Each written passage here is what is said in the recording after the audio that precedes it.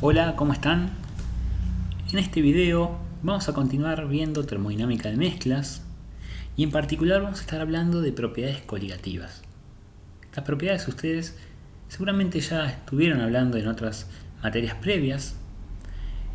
En esta unidad vamos a estar haciendo un recorrido desde el punto de vista de la físico-química y nos va a servir para dar respuesta a, por ejemplo, qué ocurre cuando a una sustancia pura líquida le disolvemos un soluto no volátil. ¿Qué ocurre, por ejemplo, con la temperatura de ebullición respecto a este líquido puro? ¿Qué ocurre con la temperatura de fusión, con la presión de vapor?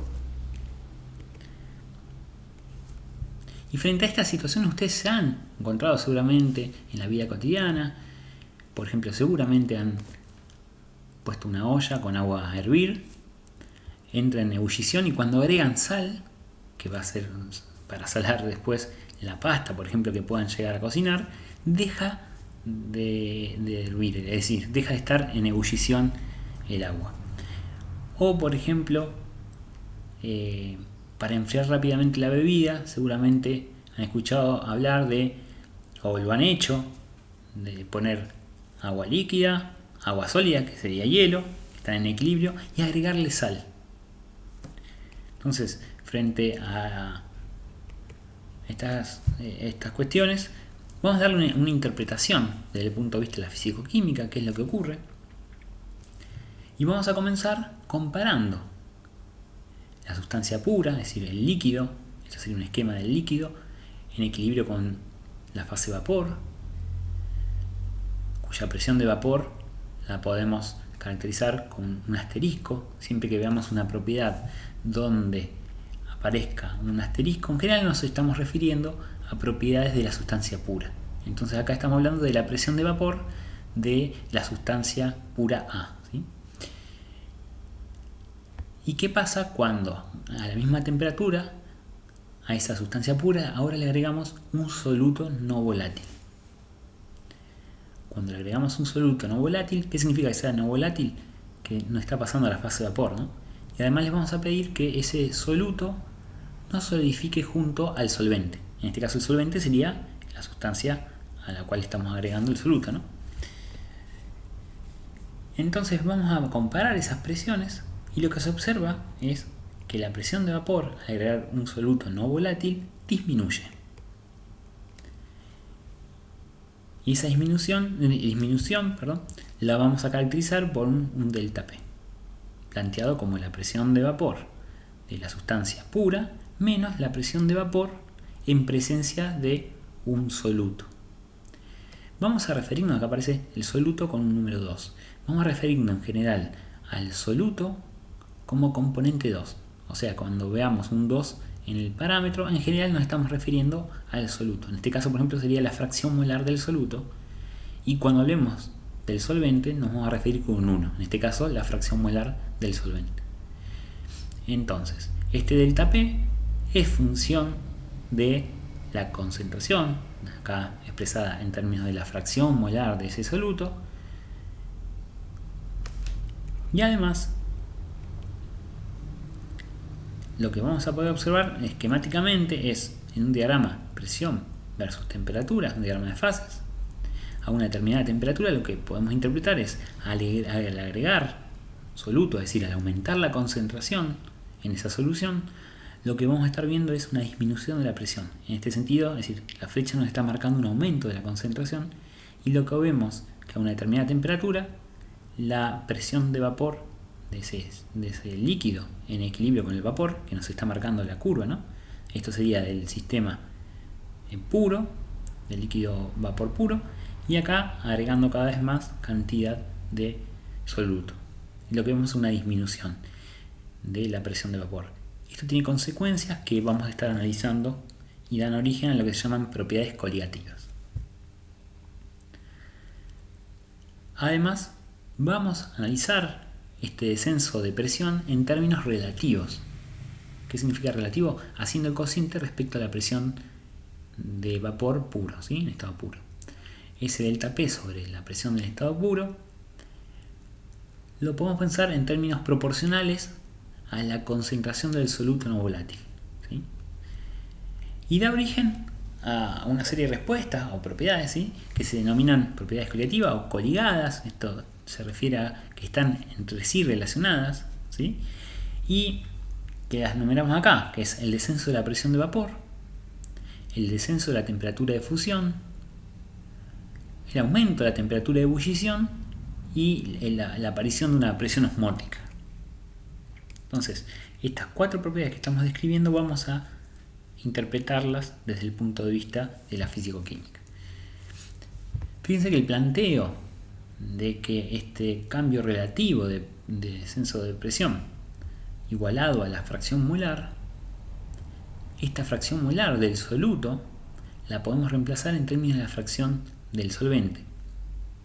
Siempre la suma de las fracciones molares es igual a 1, en el caso particular de un sistema de 2 componentes, es decir, en este caso tenemos un soluto y un solvente, lo podemos expresar de esta forma, y de esta ecuación podemos despejar la fracción molar del soluto y ponerla en términos del solvente, que sería 1 menos la del solvente.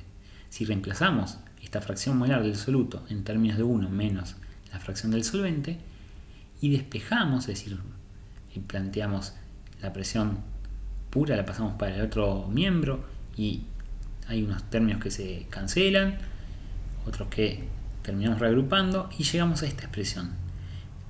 La expresión esta es lo que denominamos nosotros como la ley de Raoult. Lo que nos está marcando es que la presión de vapor parcial, ¿sí?, la presión de vapor del solvente es igual a la fracción molar del solvente en el líquido por la presión de ese solvente pero en estado puro. Esta era la ley de Raoult, como mencionábamos, y la habíamos utilizado para definir una solución ideal. La solución ideal era aquella que cumplía la ley de Raoult en todo el rango de concentraciones, ¿sí? Y ya entonces estamos analizando en términos de la presión, podemos plantear esta idea de utilizar el potencial químico cuando tenemos equilibrios. Nosotros sabemos que cuando tenemos equilibrios entre las fases, el potencial químico de las especies debe ser igual. Entonces, planteando este sistema en equilibrio, nosotros ya vimos que cuando tenemos el líquido en equilibrio con el vapor, la fase líquida, el potencial de la fase líquida pura en equilibrio con la fase de vapor, estrictamente podríamos haber puesto también puro el vapor, esto es igual a el potencial estándar más RT logaritmo de esa presión pura sobre la presión estándar, esta presión unitaria, ¿no? Por otro lado, podemos plantear, esto es para el sistema puro, podemos plantear la misma igualdad, pero ahora cuando tenemos un soluto en la fase, en el líquido, ¿no? Es decir, estamos armando una solución. En ese caso, en vez de hablar de un líquido puro, estamos hablando de una solución, ¿sí? Entonces ahí ya deja de estar en estado puro, igualado al el potencial químico en la fase de vapor de esa especie. Todo esto igualado con una expresión análoga, lo único que está cambiando es la presión, donde en este caso tenemos la presión de vapor en estado puro y acá tenemos la presión de vapor luego de haber agregado el soluto no volátil. Y fíjense que esto que hemos planteado, como la presión del estado puro es mayor que la presión de vapor cuando le agregamos el soluto no volátil, podemos comprobar rápidamente que el potencial el potencial químico del solvente en la solución, ¿sí?, es menor que el potencial de ese solvente en estado puro. Eso podemos comprobar rápidamente. Por ejemplo, si hacemos la diferencia, vamos a ver que nos queda directamente, podemos cancelar los potenciales estándar que son iguales y después nos queda un término que acompaña RT, que podemos sacar el factor común, y una diferencia de logaritmos.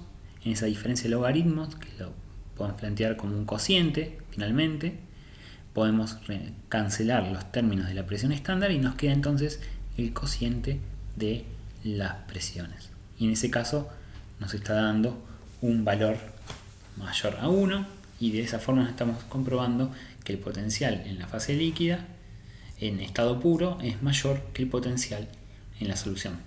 Este líquido podríamos, acá lo estamos llamando solución, ¿sí? Pero son equivalentes en este caso.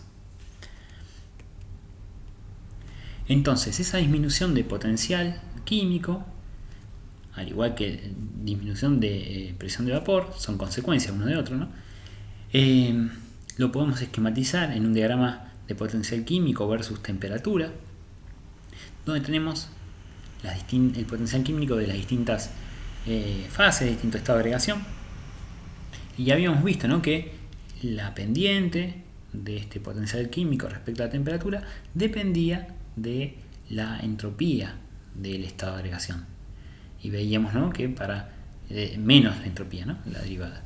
Entonces veíamos que era sólido, aumentaba, es decir, se hacía más negativo para el líquido de la pendiente y se hacía aún más negativo para el vapor en términos de sus entropías. Cuando pensamos entonces, fíjense que los puntos donde hay encuentros entre las curvas de potencial químico para las distintas fases, en estos casos ocurre, estamos hablando de una determinada presión, ocurre el equilibrio, ¿no?, entre esas fases. En este caso tenemos entonces el equilibrio planteado entre el sólido y el líquido, y acá entre el líquido y el vapor, todo en estado puro sería la curva negra.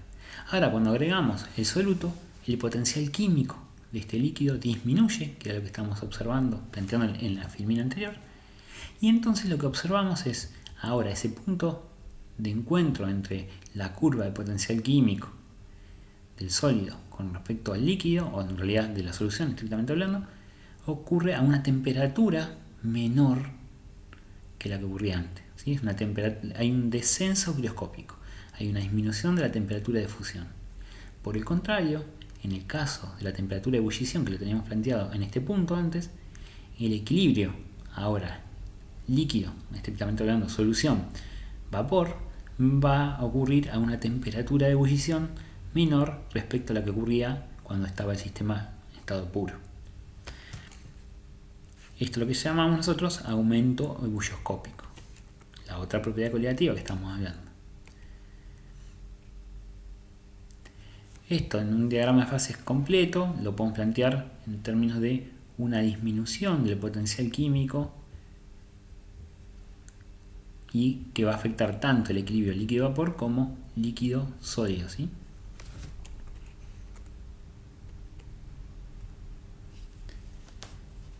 Esta disminución del potencial químico tiene consecuencias, es lo que estábamos hablando en términos de el aumento ebulloscópico, el descenso crioscópico, y lo que se puede encontrar experimentalmente, que este aumento ebulloscópico y este descenso crioscópico son proporcionales, como comentábamos, a la concentración de soluto.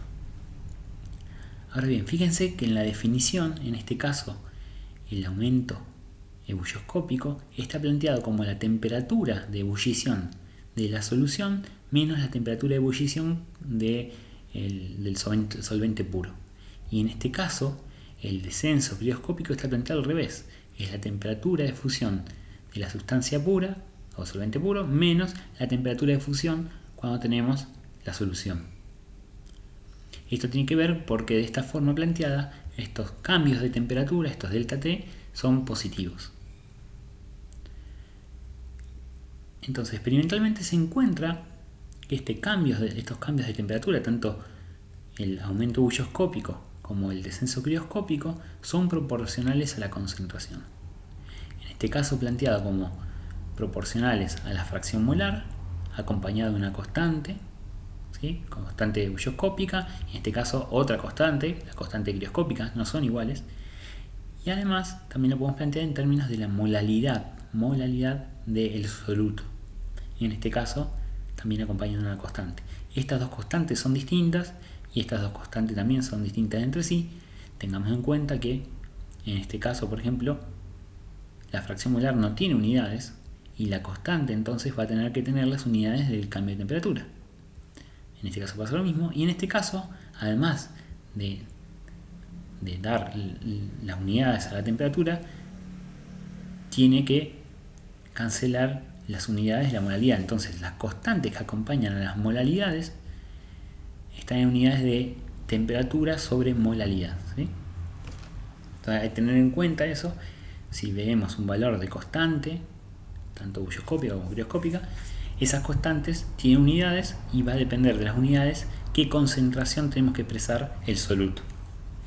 Todo esto que estamos hablando son concentraciones de soluto.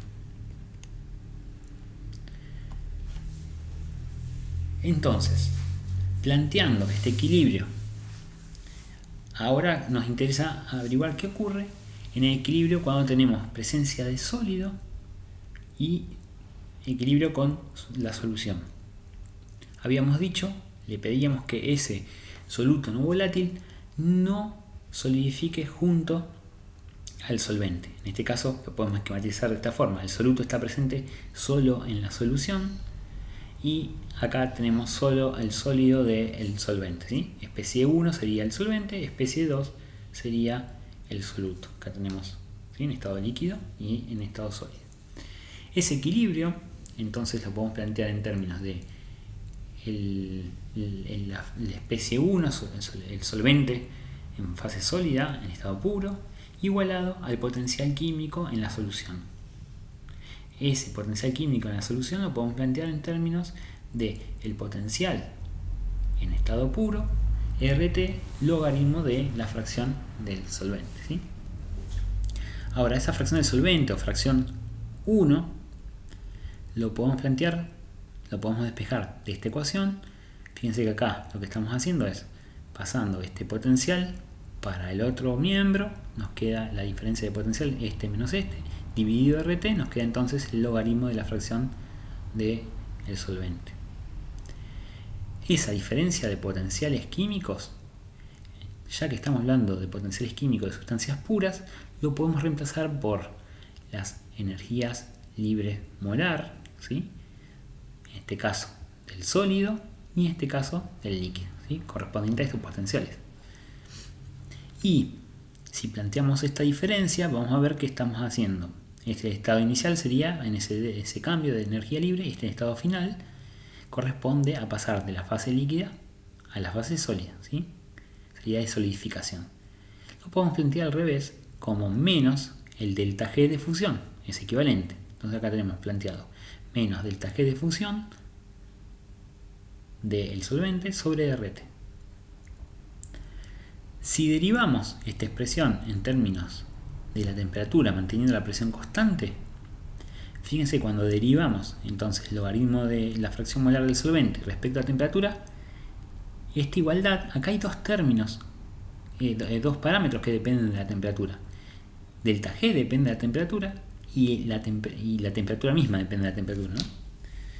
Entonces, cuando derivamos menos delta G respecto a la temperatura, nos da menos la entropía, menos la entropía nos queda positivo, entonces menos la variación de entropía de fusión sobre RT, más después el delta G sin derivar por 1 sobre T derivado, que eso corresponde, el menos con el menos se le va porque la derivada de 1 sobre T es menos 1 sobre T cuadrado, entonces el menos con menos se va y nos queda esta expresión.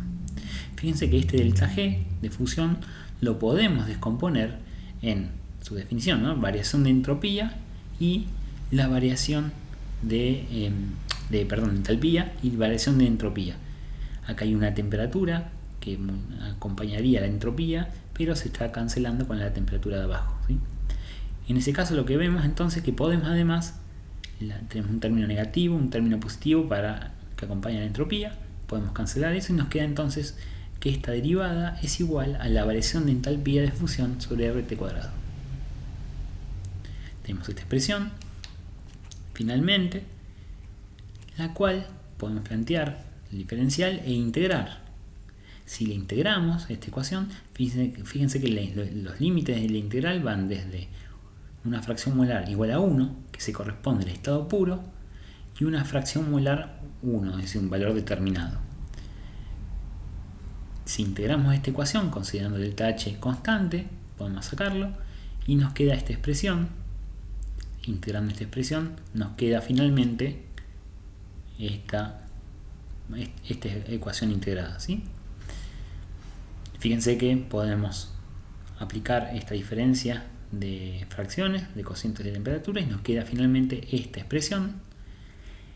Y considerando lo que tenemos acá es la variación de temperatura, en este caso lo que habíamos definido como descenso crioscópico, ¿sí? Cuánto disminuye la temperatura de fusión cuando agregamos un soluto. Y fíjense que eso tenemos en el numerador, esa diferencia que nos interesa conocer. En el denominador tenemos el producto de la temperatura de fusión, ¿sí?, en estado puro por la temperatura de fusión cuando tenemos el soluto no volátil. Como estas son parecidas, la podemos aproximar en términos del cuadrado de la temperatura de fusión en estado puro, y nos queda esta expresión que tenemos acá. Si bien es aproximada, podemos después de ahí seguir jugando matemáticamente. Fíjense que el logaritmo de la fracción molar del solvente lo podemos plantear como un sistema binario, habíamos mencionado. Podemos plantearlo en términos del logaritmo de 1 menos la fracción molar del soluto. Y esta expresión del logaritmo de 1 menos la fracción molar del soluto lo podemos expresar en términos de una serie. Esta serie donde es decir, la podemos extender hasta el infinito, pero lo que tenemos que tener en cuenta es que esta es válida para la fracción molar es menor a 1 y estamos hablando del soluto. Entonces los valores del soluto son fracciones molares reducidas, y cuando estamos haciendo al cuadrado, al cubo, a la cuarta y sucesivamente, estos términos son pequeños, es decir, un número menor a 1 cuando lo multiplicamos por sí mismo se hace aún más chico. Entonces todos estos términos los vamos a despreciar y nos vamos a quedar solo con que el logaritmo de la fracción molar a 1 lo vamos a aproximar como menos la fracción molar del soluto. Entonces, si miramos la ecuación anterior, reemplazamos este logaritmo de la fracción molar 1 por menos la fracción molar del soluto. Menos con menos se nos terminan cancelando y nos queda entonces esta expresión que tenemos acá.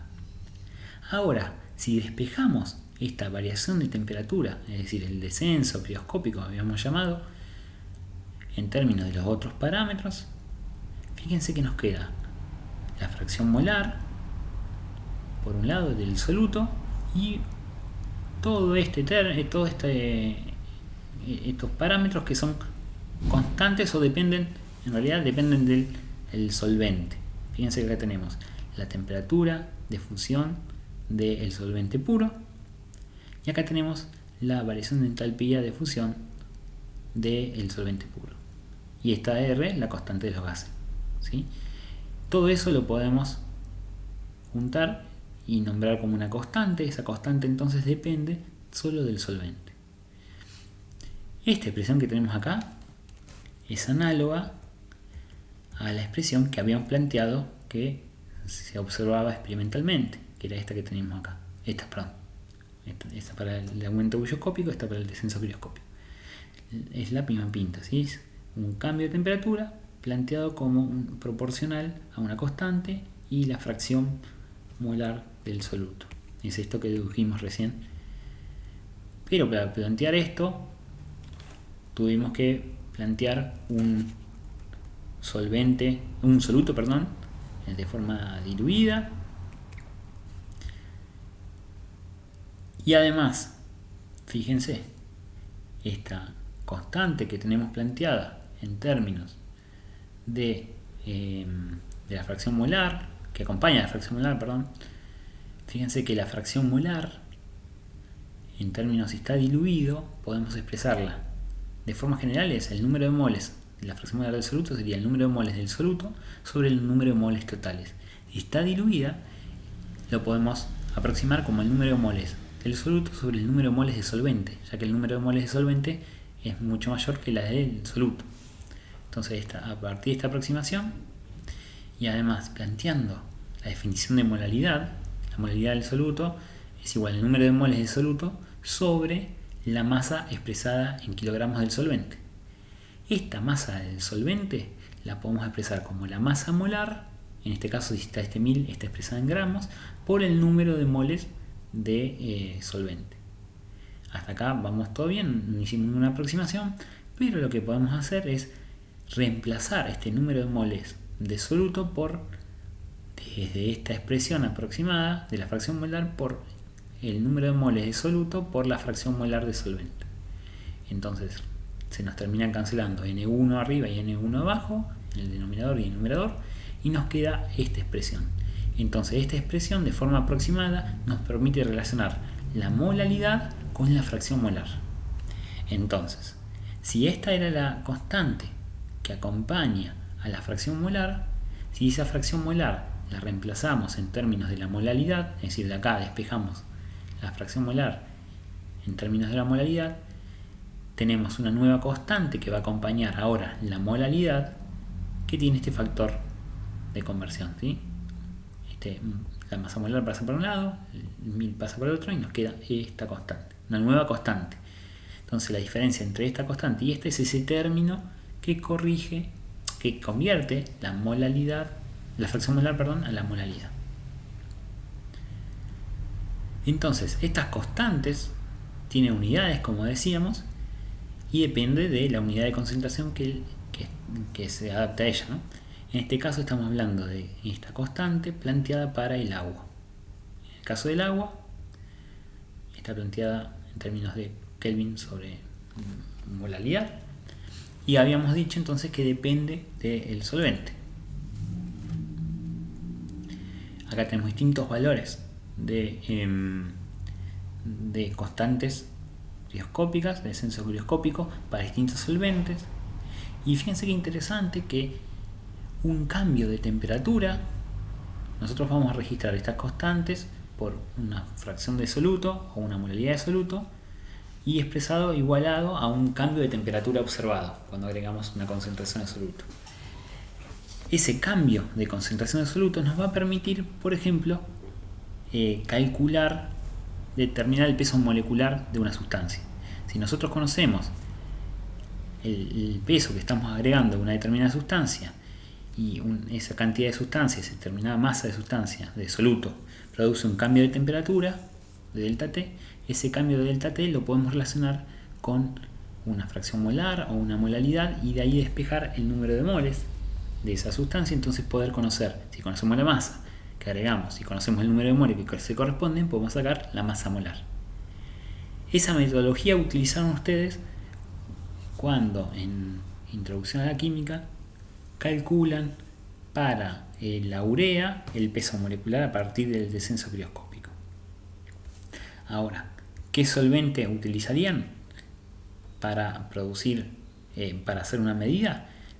Lo conveniente es utilizar aquel solvente que sea más sensible al cambio de concentración del soluto. En este caso, de estos solventes que tenemos, aquel solvente que tiene mayor constante es el ciclohexano, es decir, a igual cambio de concentración, el ciclohexano es aquel que cambia mayor la temperatura, en este caso del descenso crioscópico.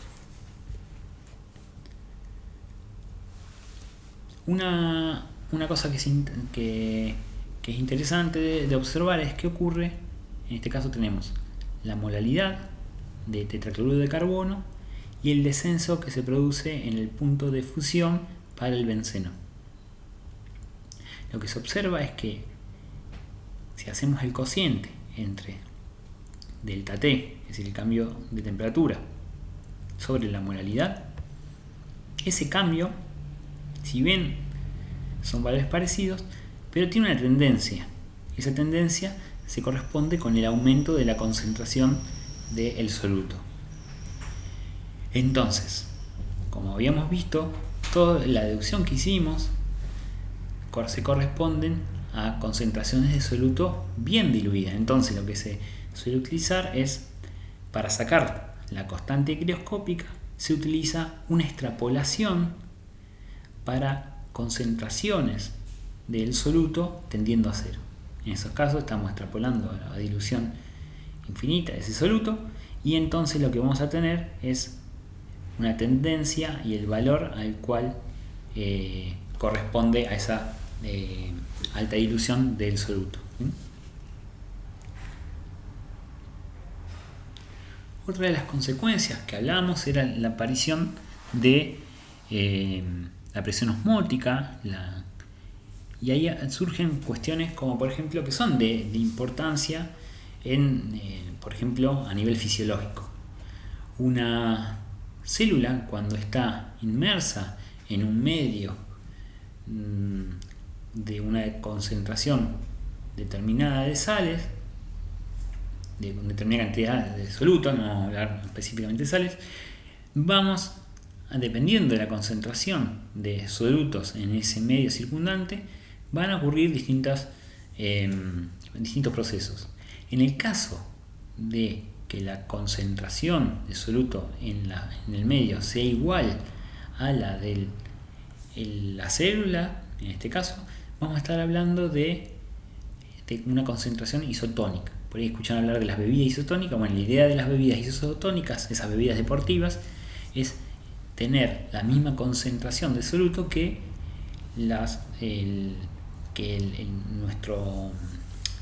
a nivel fisiológico que tenemos nosotros, ¿sí?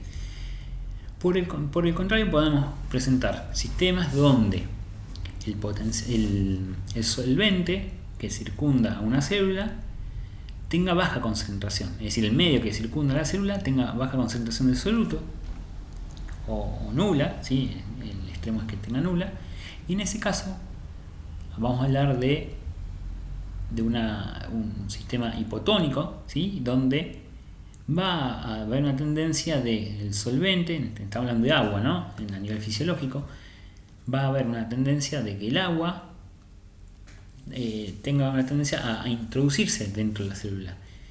De ahí que genera un aumento de volumen de esa célula, y si la membrana, eso genera una presión, si la membrana de la célula no lo soporta, puede incluso generar la lisis de esa célula. Por el contrario, si estamos en presencia de un medio que tiene mayor concentración de soluto que dentro de la célula, del citoplasma, lo que va a ocurrir es una tendencia de escape del agua que está interna de la célula hacia el medio externo. En ese caso se produce una reducción del volumen celular y se habla de hipertónica, ¿no? Un medio hipertónico. Esto lo podemos interpretar desde el punto de vista de los potenciales químicos que ocurre para el agua y la tendencia de irse de una fase a otra. Tenemos que tener en cuenta que estas membranas, yo no lo aclaré, pero son membranas semipermeables. Dejan, en general, después, de eso se encarga la célula después con distintos mecanismos, pero dejan el pasaje del agua y no del resto del soluto, ¿sí? Entonces lo podemos interpretar desde el punto de vista de los potenciales químicos y la tendencia de pasar de una fase de mayor potencial químico a uno de menor potencial químico. La presión osmótica, además,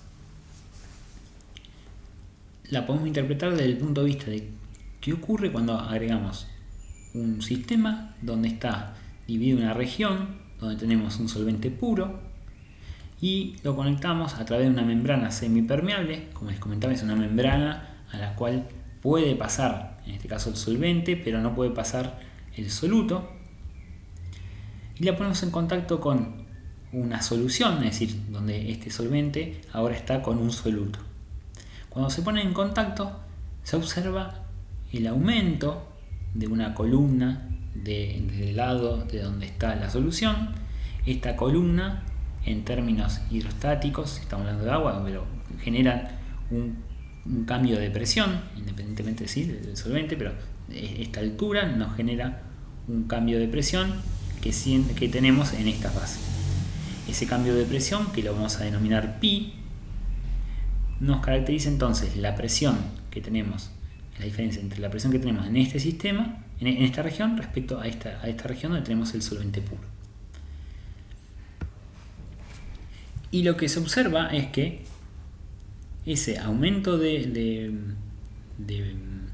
columna, es decir, el aumento de presión, ocurre porque hay una tendencia al pasaje desde la región donde está el solvente puro a donde está la solución mayor concentrada. ¿Hasta cuándo? Hasta que la presión esta termina equilibrando el proceso y deja en el neto, ¿no? Deja de haber un pasaje. Este proceso se llama ósmosis y genera entonces la presión osmótica. Entonces, podemos hablar de la ósmosis como el fenómeno que describe el flujo espontáneo de un solvente puro desde una disolución a otra más concentrada cuando éstas están separadas por una membrana semipermeable. Membranas semipermeables existen, ¿no? Podemos encontrar naturales, hay sistemas como hablábamos en las células, pero hay un montón de membranas semipermeables o artificiales. Hoy por hoy en la industria hay desarrollos de membranas semipermeables. Ahora vamos a ver al final una aplicación donde se utilizan las membranas semipermeables.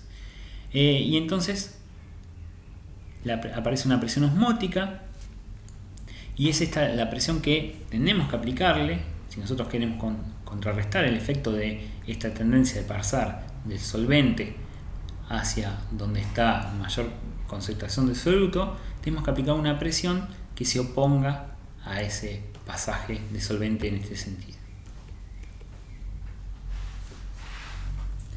Respecto a esta presión osmótica, se observa que, por ejemplo, a una temperatura constante, la presión osmótica cambia con la concentración de soluto, ¿sí? Y si hacemos, en este caso estamos hablando de sacarosa en agua, y observamos, si hacemos una experiencia similar a la que estaba en la filmina anterior, observamos que esta presión cambia con la concentración de sacarosa que agreguemos en el agua. Y podemos hacer un cociente entre la presión osmótica y la concentración y observar que el valor es más o menos fluctúa, pero es más o menos oscila entre un mismo valor. Lo mismo podemos pensar si hacemos experimentalmente, mantenemos la concentración de la sacarosa disuelta en la fase donde tenemos solvente más soluto y variamos la temperatura. Lo que se observa es que la presión osmótica cambia proporcionalmente a la temperatura, y eso lo podemos observar que si hacemos el cociente entre la presión osmótica y la temperatura, el valor es más o menos constante. Entonces, de forma experimental se puede encontrar que la presión osmótica tiene una relación del tipo de la constante de los gases y es proporcional a la concentración y a la temperatura, que es lo que se observa experimentalmente. Una expresión de este tipo.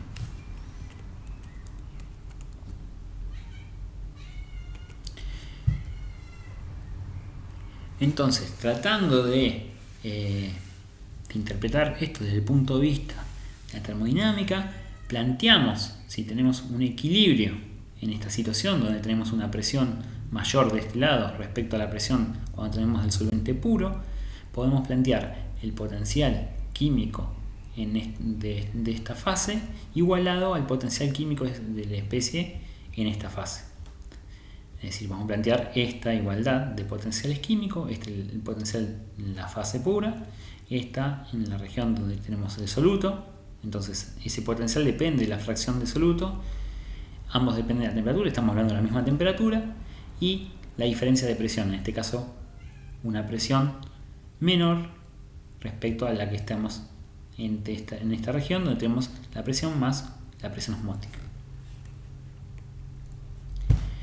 Entonces, planteando esa igualdad de potenciales y planteando el potencial que está en la solución a través de las expresiones que ya estuvimos desarrollando, planteamos esta igualdad, reemplazamos esta expresión, este término por esta expresión, y acá lo que podemos reorganizar esta expresión para llevarla a esta, y estamos planteando entonces el potencial químico. Lo que hicimos, ¿no?, es pasar este término para el otro lado restando. El potencial químico en estado puro, pero con a esta presión, es decir, a P más pi, es igual a la presión en estado puro a esta presión, al potencial químico, perdón, a esta presión, menos RT logaritmo de la fracción molar. Si miramos bien, estos potenciales químicos, siempre decimos que en estado puro se corresponden a las energías libres molares. Y esto podemos pensarlo como una energía. Esta ecuación ya las vimos nosotros, que es la variación en términos de la presión de la energía libre. Y entonces esta correspondencia podemos pensarla en términos de una presión final y una presión inicial. Hay una relación, ¿no? Acá en esta ecuación. Entonces, en términos concretos de lo que estamos teniendo en esta expresión, si esta es la presión final y esta es la presión inicial, esto que tenemos acá, que es la integral entre una presión inicial y final del volumen respecto a la presión, lo podemos, fíjense, relacionar con este término que acompaña, que es menos RT logaritmo de la fracción. Entonces, este término y este término son iguales. Planteando esa igualdad y además considerando que el volumen molar es constante con respecto a la presión, y esa es una muy buena aproximación, salvo con cambios bruscos de presión, el volumen molar no cambia demasiado, entonces podemos quitarlo de la integral y al integrar esta expresión nos queda entonces esta diferencia de presión entre P, entre la presión y la presión más la presión osmótica, nos queda la presión osmótica. Reemplazando entonces en esta expresión por esta integral, nos queda esta igualdad que tenemos acá. Y de vuelta, planteando que el logaritmo de la fracción molar del solvente lo podemos plantear como el logaritmo de la fracción molar de menos 1 menos la fracción molar del soluto, y este logaritmo de 1 menos la fracción molar del soluto de forma aproximada puede ser, nos quedamos con el primer término de esa serie que hablamos antes, como la fracción molar del soluto, podemos reemplazar entonces menos RT logaritmo de la fracción molar del solvente por RT fracción molar del soluto, que es esto que tenemos acá. Y si miramos lo que tenemos acá, tenemos esta presión del volumen molar, lo podemos pasar para el otro término, y considerando además que ese volumen molar en situación diluida se corresponde a solamente el término del solvente, es decir, el volumen del solvente que despreciamos en la contribución del soluto, y además que la fracción molar del soluto la podemos plantear como esta aproximación que hicimos, ¿no? El número de moles del soluto menos sobre el número de moles del solvente. A partir de estas relaciones podemos llegar a esta expresión, donde lo que estamos aprovechando es esta fracción, reemplazándolo por esto y haciendo el cociente con el volumen, planteándolo en términos de una fracción, de una concentración molar, ¿sí? Esta concentración molar que sería el número de moles sobre el volumen total. Entonces, esto que tenemos acá es la ecuación de Van Hoff y es la deducción de esto que se observaba experimentalmente, ¿sí? Esta sería la concentración molar, la temperatura y la constante de los gases. Es esta misma ecuación que estamos deduciendo desde el punto de vista termodinámico. ¿Cuál es la necesidad de pensar? Es que tenemos un soluto en concentración diluida. Entonces, esta ecuación, la ecuación de Van Hoff, con esta aproximación de pensar un soluto muy diluido, nos va a permitir además, fíjense lo que tenemos, la concentración molar la podemos volver a desmenuzar en términos de el número de moles sobre el volumen de la solución, pero ese número de moles lo podemos plantear como la masa del soluto sobre la masa molar del soluto. Esto nos da el número de moles de soluto, ¿no? Entonces, nos va a permitir medir una presión osmótica, nos puede servir para conocer, si conocemos la masa de una determinada muestra, la masa molar que se corresponde a una sustancia. Bueno, acá está el desarrollo, pero en general acá aparece la masa molar con un promedio. Esto simboliza el promedio, porque se suele utilizar para medidas de pesos moleculares de polímeros. Los polímeros tienen una distribución de pesos moleculares. Un polímero es una secuencia de monómeros, ¿sí? Se polimeriza un monómero y esos monómeros, esos polímeros conformados tienen una distribución de pesos moleculares. No tienen un solo peso molecular, sino que hay una variación. Entonces, un polímero tiene un promedio, podemos hablar de una distribución caracterizada por un promedio de pesos moleculares. Como todas estas ecuaciones que estamos desarrollando tienen sentido extrapolándolo a concentraciones muy bajas de soluto, es decir, a la concentración diluida, entonces se suele hacer medidas y extrapolar a concentración cero, ¿sí? En ese caso, cuando extrapolamos a concentración cero, lo podemos igualar esta ecuación a RT sobre la masa molar, ¿sí? Estamos evaluando, fíjense que estamos planteando la presión osmótica sobre la concentración, que sería todo esto que tenemos acá, porque estamos hablando de concentración en masa. Entonces esto que tenemos acá lo pasamos dividiendo y nos queda RT sobre la masa molar. Este es un equipamiento que se utiliza para polímeros, como les comentaba, y sirve para determinar esos pesos moleculares promedio, ¿sí? Se utiliza. Y además la presión, este proceso de ósmosis se utiliza, por ejemplo, para purificar agua. Si nosotros, como decíamos, aplicamos una presión que del lado donde tenemos la solución que se oponga al pasaje de moléculas de solvente hacia la región donde tenemos una concentración de soluto, al aplicar una presión de este lado, hacemos el pasaje inverso. Pasamos moléculas de solvente de esta región donde tenemos soluto a esta región donde tenemos el solvente puro. Y eso es lo que se utiliza para purificación. Hasta hace unos años no era muy común, no frecuente observar estos equipos, pero hoy en día están bastante difundidos a nivel hogareño, y se utiliza además en industrias alimenticias, sobre todo en el desarrollo de bebidas, donde tiene que estar pura el agua para utilizar. Como el agua que sale del otro lado de la membrana a través de este proceso no tiene soluto, o es prácticamente despreciable la cantidad de soluto, es muy baja la concentración, se le suele después regular la cantidad de solutos para no estar ingiriendo agua destilada como bebida, ¿no? Es decir, que en nuestras casas no estemos tomando agua destilada, se regula la concentración de soluto, y para evitar que nos pase eso que estaba comentando respecto a las células en un medio donde no tiene concentración de sales. Y estas propiedades coligativas sirvieron para encontrar lo que se denominan los electrolitos.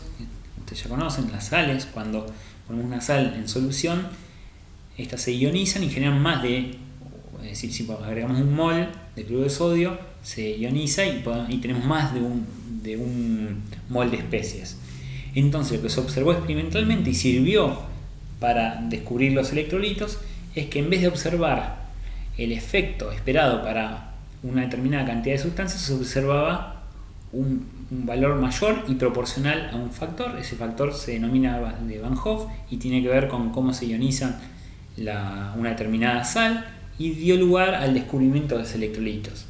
Vamos a volver cuando veamos electroquímica sobre los electrolitos, pero es interesante, ¿no?, encontrar la relación entre las propiedades coligativas de un electrolito es igual a la propiedad coligativa de un no electrolito esperado para esa misma concentración, multiplicado por este factor de Van Hoff que tiene en cuenta esta disociación en cationes y aniones. Es muy interesante la historia de cómo se utilizó las propiedades coligativas para descubrir, y hubo discusiones y de vuelta, como siempre cuando hay cambios que revolucionan, es decir, descubrimientos que revolucionan. Es interesante la historia para estudiar. Entonces ya con esto finalizamos el estudio de propiedades coligativas.